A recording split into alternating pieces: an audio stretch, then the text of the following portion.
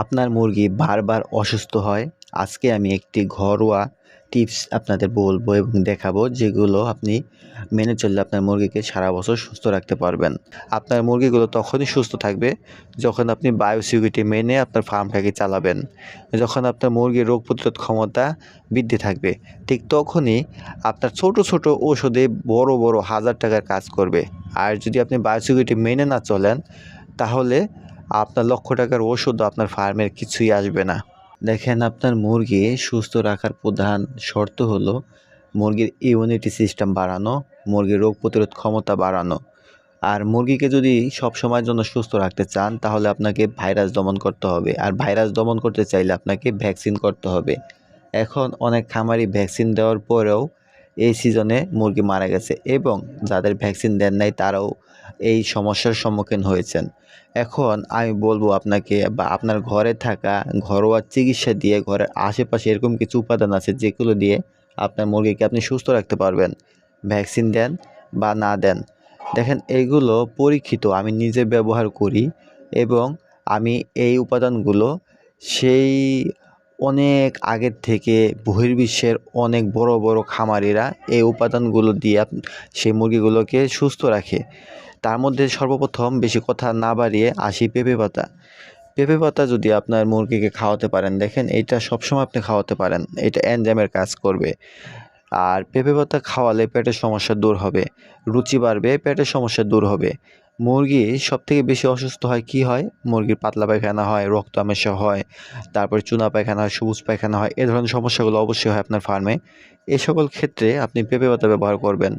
প্রতি 10টি মুরগির খাবারে 1 চামচ পেঁপে পাতা পেস্ট মিশিয়ে খাবারটা ভালো করে মুরগির সামনে দিবেন। মুরগি খাবে, এটা চাইলে আপনি প্রতি সপ্তাহে 2 থেকে 3 দিন দিতে পারেন। আপনি অল্প অল্প করে প্রতিদিন দিতে পারেন, খাবারের সাথে মিশিয়ে, অথবা পেঁপে পাতা ঝুলিয়ে দিবেন, মুরগি টুকে টুকে খাবে। দ্বিতীয়ত আসি আদা। আদাটা আপনি প্রতিদিন অল্প করে খাবার অথবা পানির সাথে মিশিয়ে দিতে পারেন। আদার পেস্ট মুরগিকে খাওয়ালে মুরগির পেটে গ্যাস হবে না, মুরগির ঠান্ডা লাগবে না, হাঁচি কাশি দিবে না। আদাটা খাওয়ানোর নিয়ম হলো প্রতি 10টি মুরগির খাবারে 1 চামচ আদা। এই আদা এবং পেঁপে পাতা, বাকি একটা আছে রসুন।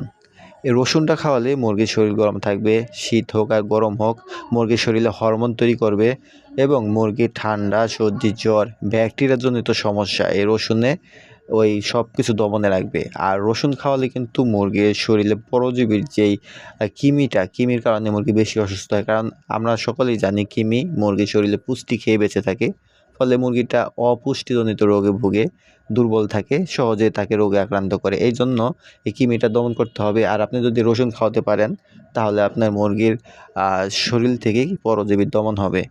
রসুন, আদা এবং পেঁপে পাতা, এই 3টা উপাদান। আপনি এই 3টার সাথে বেস্ট একটা উপাদান, সেটা হলো হলুদ।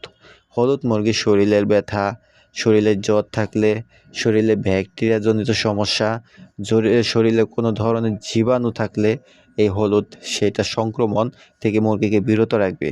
হলুদ ব্যাকটেরিয়া দমন করে, হলুদ জীবাণু দমন করে, হলুদ পরজীবী দমন করে, হলুদ গ্রোথ বুস্টার, হলুদ জ্বরের কাজ করে, হলুদ শরীরে ব্যথানাশক হিসেবে কাজ করে, হলুদ শরীরে ক্ষত সারায়।